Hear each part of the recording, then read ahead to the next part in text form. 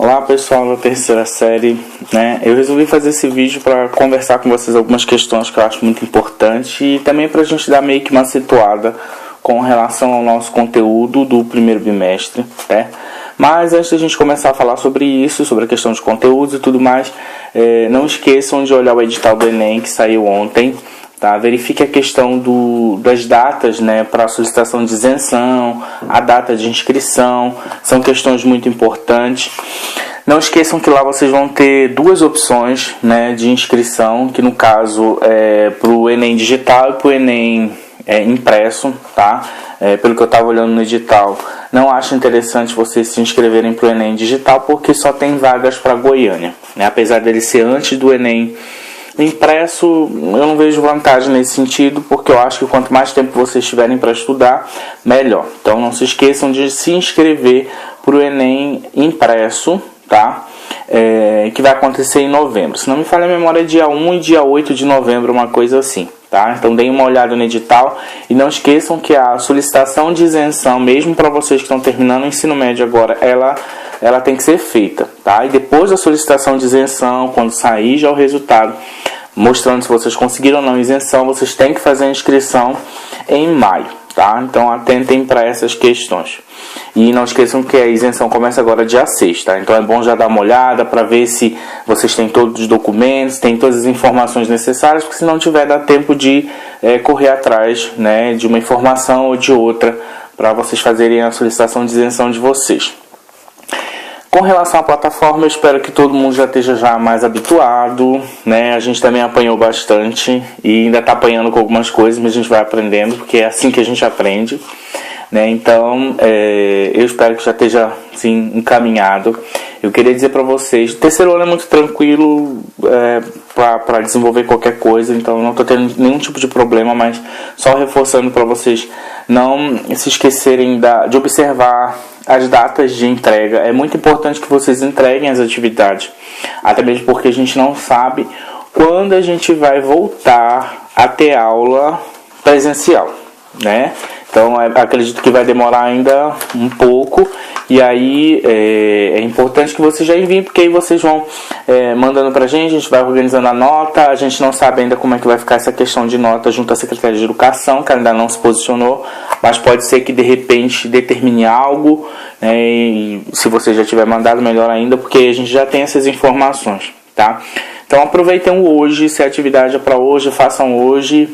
Se esforcem nesse sentido, porque esse negócio, não, depois eu entrego, aí vai acontecendo outras coisas, quando vê, chega no dia e você não fez nada. Então, mas antes de fazer todo dia um pouquinho, que aí no final das contas tudo está feio, Então, prestem atenção nas datas, Olhem os anexos de vocês, se vocês conseguiram enviar, Se tiver em branco, no meu caso, eu estou avisando, olha, o anexo está em branco. Também estou falando para os professores de humanas, para eles darem uma olhada, dar um retorno e tudo mais, e isso é muito importante.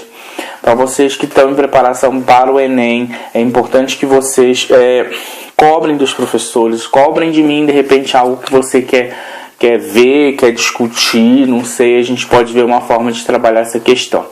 No pós-médio que eu estou colocando lá, estou colocando questões relacionadas à sociologia de acordo com o Enem, Então vocês podem ver lá que eu já coloquei a alternativa correta, a justificativa dela, e também coloquei nas alternativas erradas por que elas são erradas, Então é importante vocês não se preocuparem tanto em acertar de cara. Lógico, você tem que se esforçar para acertar, mas se preocupem mais em realmente rever conteúdos, Então pós-médio desculpa, é mais ou menos nesse sentido. Então façam um pós-médio. Eu vou ver se eu coloco outras coisas para vocês do terceiro ano, para complementar essa preparação, Eu vou ver também se eu faço algum vídeo falando sobre o mundo de possibilidades também, porque a gente também não pode deixar de lado que também é muito importante ser trabalhado, até para vocês verem outras opções além do Enem, caso você não queira muito ir para a faculdade agora, Então é importante essa questão. Mas aí eu vou me organizar e vou mandar para vocês.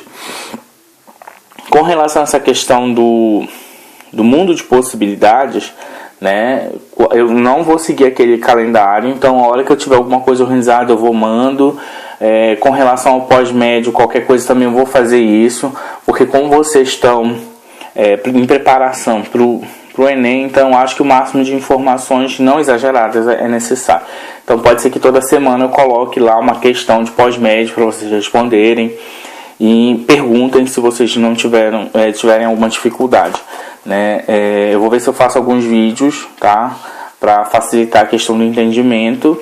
Mas qualquer coisa, nada impede de vocês mandarem mensagem. E dependendo da situação, se for uma questão muito complexa, eu dou um jeitinho e mando um áudio para vocês pelo WhatsApp. Ou a gente vê uma forma de se comunicar.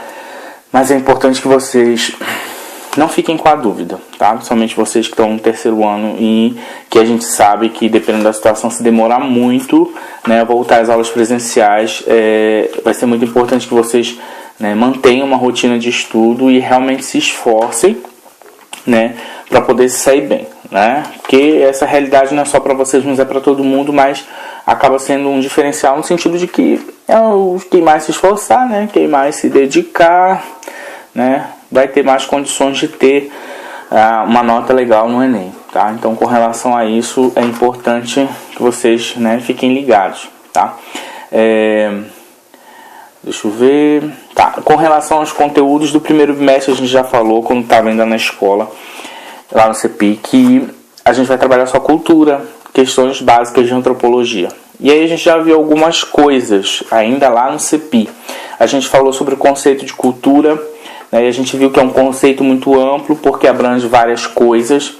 E a gente viu que a cultura ela é material, não material, mas que ela tem como principal característica representar, né, a essência de uma sociedade, algo que caracteriza uma determinada sociedade. A gente viu sobre o conceito de etnocentrismo, e a gente viu que o etnocentrismo é uma forma de discriminação porque está ligado na ideia de que a minha cultura, a minha forma de ver o mundo, ela é melhor, ela é a correta e todas as outras estão erradas. Então,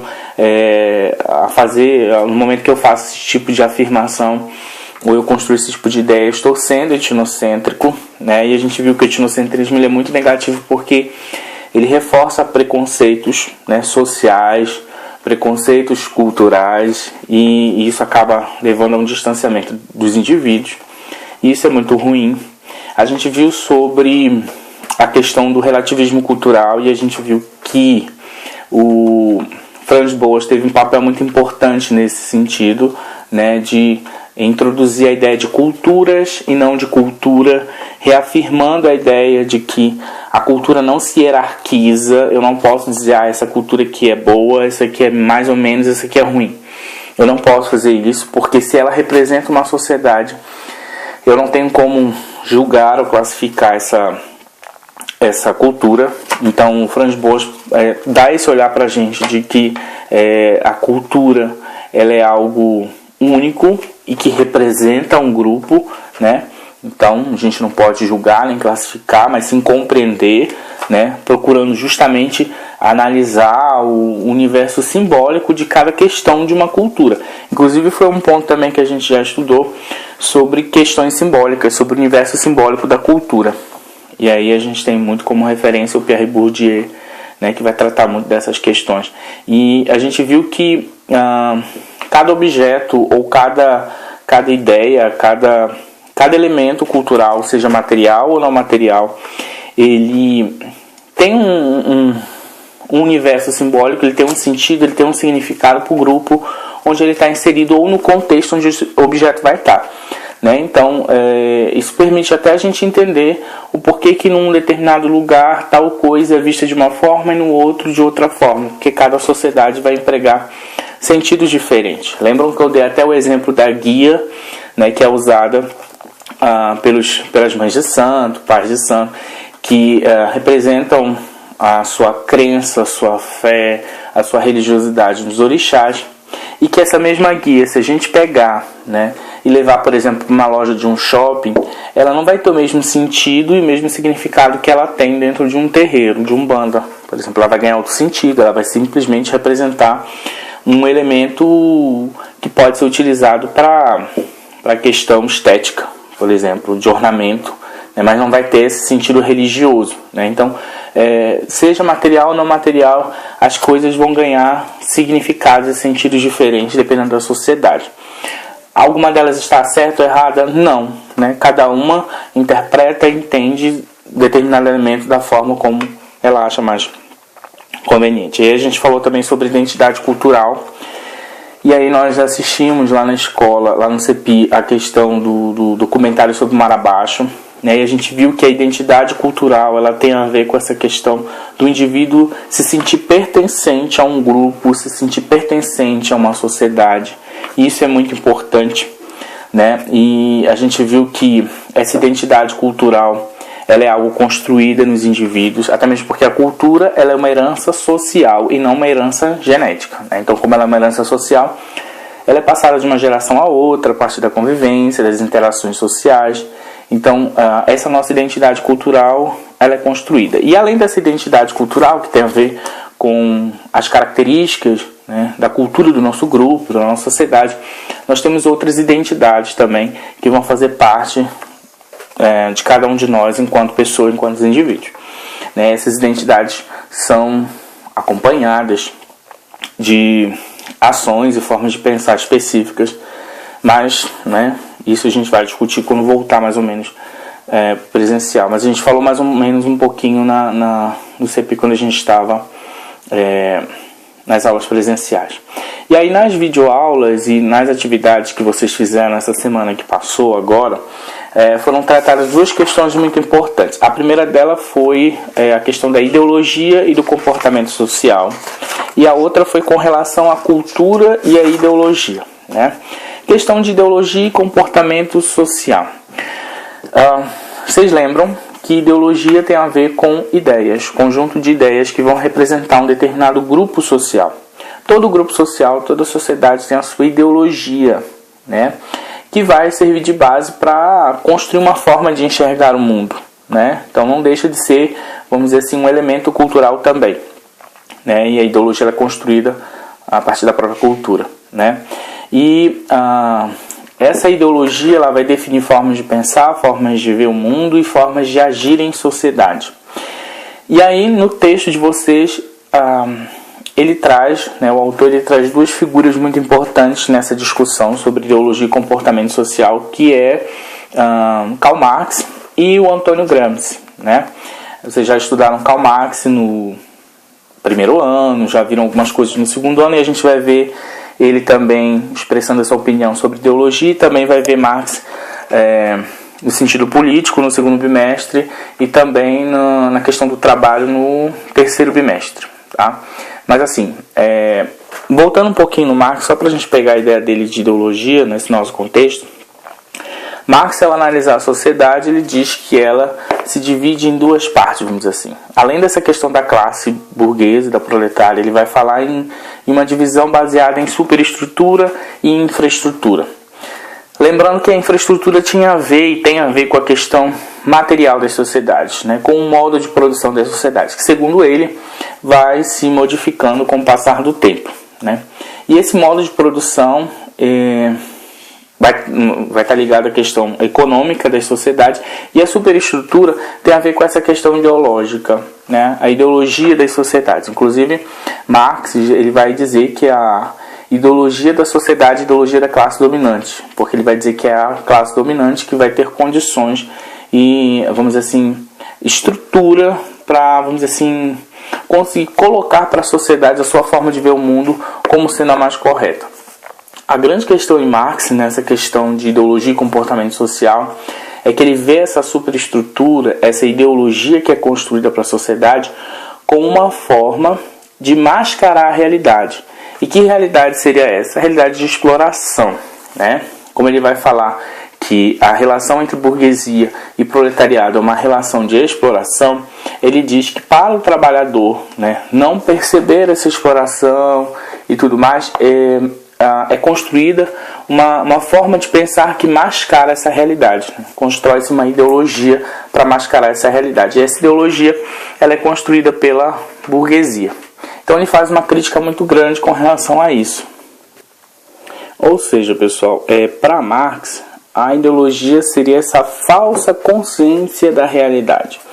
No texto ele dá um exemplo mais ou menos como é que Marx mostraria que essa ideologia funcionaria e, vamos dizer assim, seria organizada na sociedade. Como é que ela se mostraria? Ele dá um exemplo aí da questão do trabalhador e da nova forma de organização nova forma de organização da produção na sociedade hoje. No exemplo do livro de vocês, ele fala que no mundo como um todo, houve várias mudanças na forma de organização das empresas, né? E qual o principal objetivo dessas mudanças? Era maximizar a produção e minimizar os custos dessa produção. Esse seria o objetivo principal dessa nova forma de organização das empresas. O Estado, segundo o exemplo, segundo Marx, seria um aliado nesse processo de transformação, de também seria um aliado nessa construção dessa ideologia que viria mascarar essa realidade.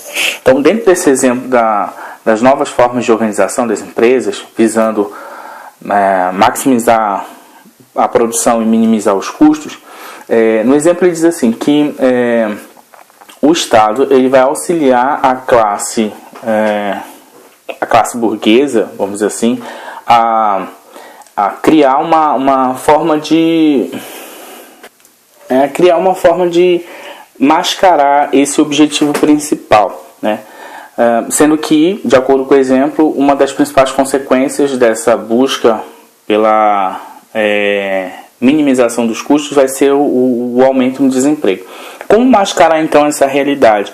Né? Segundo o exemplo que ele vai colocar aqui, e segundo Marx, né, a responsabilidade desse desemprego não seria colocada, exposta como sendo do próprio empresariado visando essas mudanças nas empresas, mas sim essa responsabilidade do desemprego vai ser colocada sobre o próprio trabalhador, no argumento de que, por exemplo, ele não consegue emprego porque ele não está bem qualificado, então ele precisa se qualificar mais.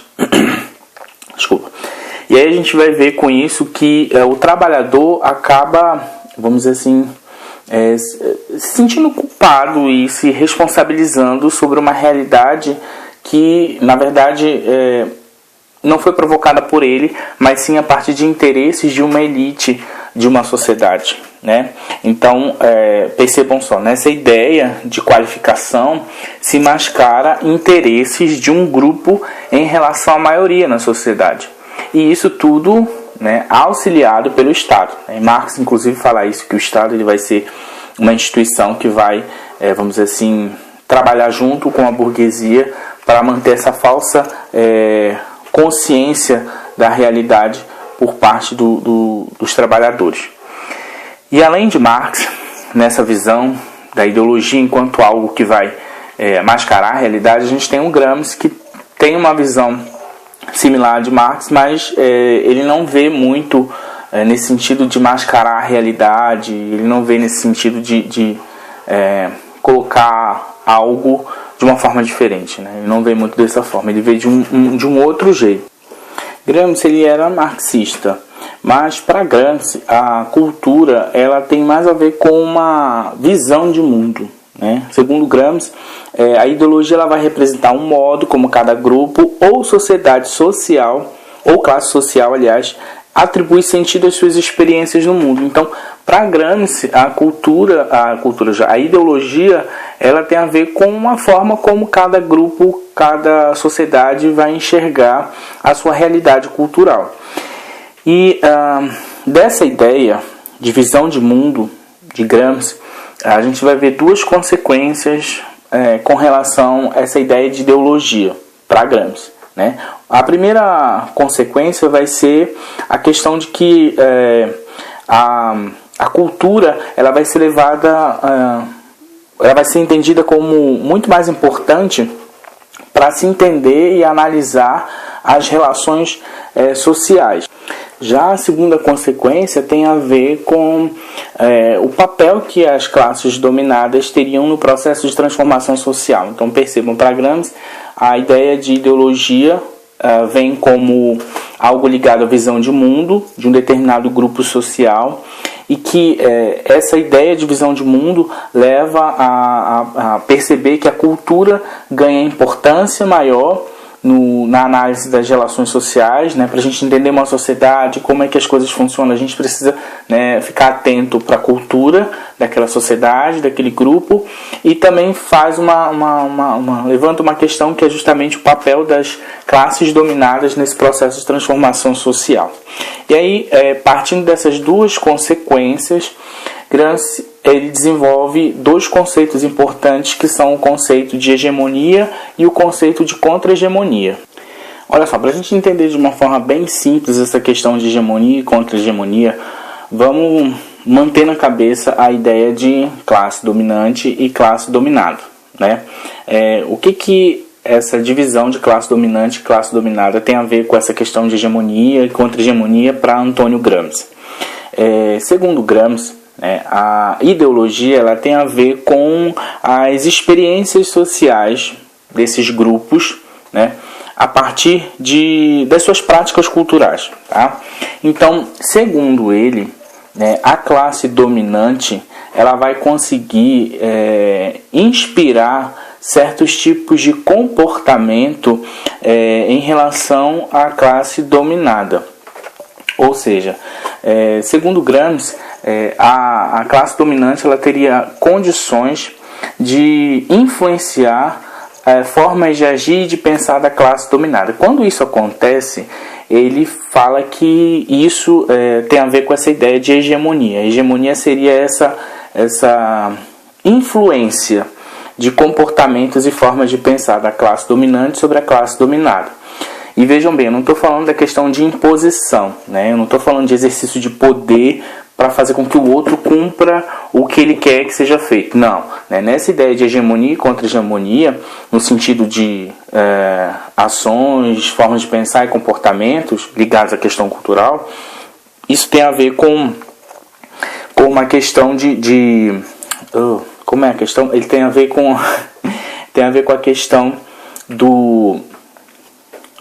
tem a ver com a questão da influência, Se a gente for pegar aquele exemplo da empresa, né, do aumento do desemprego, na visão de Gramsci, essa ideia de cobrar do trabalhador, né, a questão da qualificação e usando isso como justificativa para a questão do desemprego, para Gramsci não seria mascarar a realidade, pelo contrário, seria justamente essa questão do influenciar, né, uma nova forma de agir por parte do trabalhador.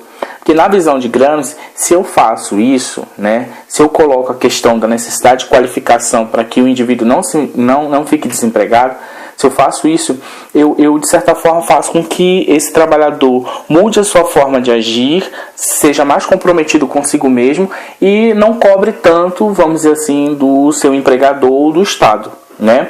Ele acaba assumindo essa responsabilidade e, de certa forma, ele acaba crescendo, porque ele, vamos dizer assim, vai buscar se qualificar mais para não ficar desempregado.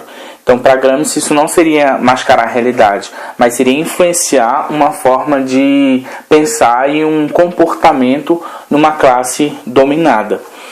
E a contra-hegemonia seria justamente uma visão diferente dessa que vai vir dessa classe dominante, né? Inclusive o Gramsci ele vai dizer que era importante ter no meio da classe dominada, né, intelectuais que pudessem pensar, né, outras formas de agir, outras formas de comportamento, para que esses indivíduos dessa classe dominada pudessem vamos dizer assim, se opor a essa forma de pensamento, né, de uma forma crítica. Né? Por isso que ele diz que a contra-hegemonia seria, né, algo que levaria a uma visão mais crítica por parte desses indivíduos da classe dominada. Então, essa questão para Gramsci, das ideologias, a gente vai ver que está mais ligada a uma questão de comportamento, de formas de pensar, do que uma questão de mascarar a realidade, como Marx enxergava. Né? De uma forma bem resumida, né? Porque vocês viram alguns vídeos, a gente teria que trabalhar de uma forma mais detalhada, mas fica meio complicado.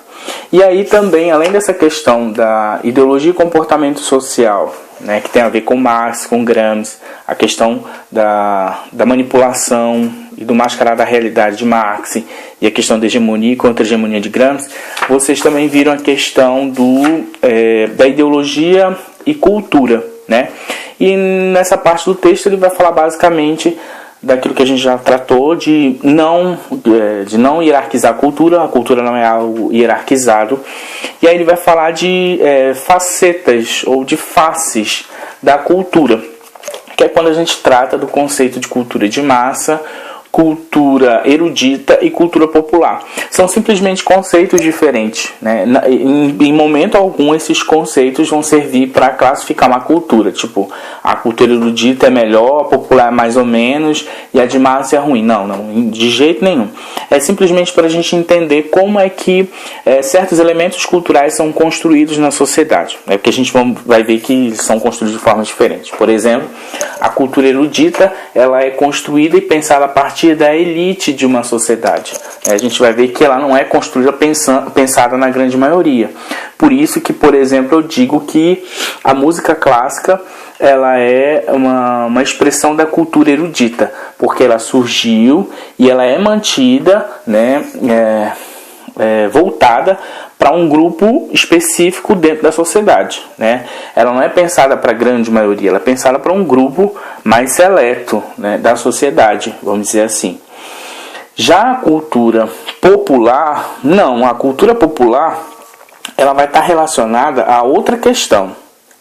A cultura a cultura popular ela vai estar ligada à questão das experiências, né, que vão ser construídas, vamos dizer assim, nas camadas mais populares da sociedade, na classe mais, vamos dizer assim, baixa, né, da sociedade, né? Quando eu falo classe baixa, estou falando tipo assim, classe média, classe baixa, né? Então vai ser uma cultura construída a partir das experiências desses grupos, né? Por isso que a gente pode dizer, por exemplo, que o funk ele é uma expressão da cultura popular nesse sentido, né? Porque ela surgiu a partir das experiências desse grupo, né? Desse grupo mais, vamos dizer assim, mais popular, né, da sociedade. E aí a gente tem também a cultura de massa, que tem a ver com a questão da comercialização de elementos culturais, tanto da cultura popular quanto da cultura erudita. É você, por exemplo, ver um quadro da Mona Lisa estampado num caderno de escola, né? A gente vê aí a transformação de algo que foi construído para uma elite, para um grupo específico, se tornando popular e acessível para todos. Ou, por exemplo, você vê uma mudança num certo estilo musical que veio lá da camada mais popular da sociedade para atingir um público de uma parte mais elitizada da sociedade. Então, no momento que eu faço essa mudança para tornar a coisa mais comercializável, eu estou falando em uma cultura de massa. Então, basicamente, são esses três conceitos dentro dessa questão de cultura e ideologia. Em momento algum, voltando a falar aqui, eu vou tratar ou usar isso como meio para hierarquizar uma cultura, não, em hipótese alguma.